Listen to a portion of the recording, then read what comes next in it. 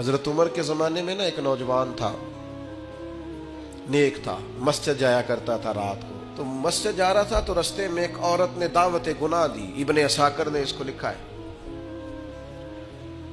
تو نوجوان تھا، خواہشات تھی، کچھ طبیعت مائل ہو گئی. ابھی ادھر جا ہی رہا تھا کہ کسی نے آیت پڑھ دی، والی من خاف مقام ربی جنتان، جو رب کے سامنے کھڑے ہونے سے ڈرے گا اللہ 2 جنتیں دے گا.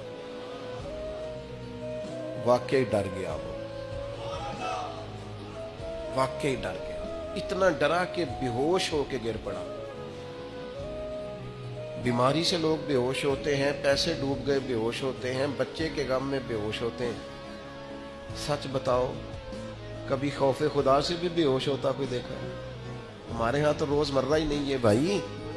اور بڑی باتیں ہیں بے ہوش ہونے کی، ڈرنے کی، غش کھانے کی. بے ہوش ہو کے گر پڑا. بوڑھے باپ کو کسی نے بتایا بچہ بے ہوش پڑا ہے. اٹھا کے گھر لائے. گھر لا کے کہا بیٹا کیا ہوا؟ نوجوان ہے، چڑھتی جوانی ہے، پر پاکیزہ بڑی ہے. کہنے لگا ابا جی گناہ کی طرف چلا گیا تھا، پر میں نے آیت سن لی جو اللہ کے سامنے کھڑے ہونے سے ڈرے گا رب 2 جنتیں دے گا. میں ڈر گیا تھا، رب واقعی 2 جنتیں دے گا. باپ رو پڑے. ابا جی کی آنکھوں میں آنسو آئے اور کہا پتر اللہ بڑا مہربان ہے، اس کے وعدے سچے ہیں، واقعی 2 جنتیں دے گا. اس نے پھر ایک چیخ ماری اور اس طرح کی ماری کہ اس کی روح ہی پرواز کر گئی.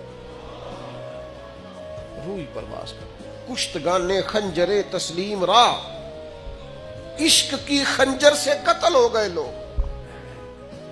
صبح حضرت عمر کو پتا چلا کہ انہوں نے تو رات جنازہ بھی پڑھ دیا، تدفین بھی کر دی. جناب عمر فرمانے لگے اتنا نیک نوجوان خوف خدا سے دنیا سے چلا گیا، مجھے کیوں نہیں بلایا میں جنازہ پڑھتا.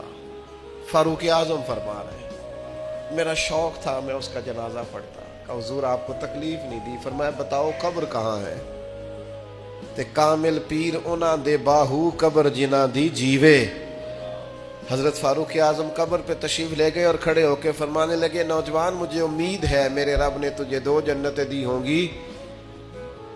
ابن عساکر کھول کے دیکھو تاریخ بغداد نے کیا لکھا ہے. حضرت سیدنا فاروق نے فرمایا امید ہے 2 جنتیں دی ہوں گی. قبر کے اندر سے بولا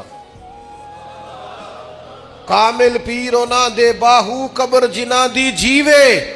قبر کے اندر سے بولا. کہنے لگا حضور امید والی بات نہیں، رب کے وعدے سچے ہیں، اس نے واقعی مجھے 2 جنتیں عطا فرمائی. 2 جنتیں دی ہیں، میں نے اپنے مالک کو راضی پایا.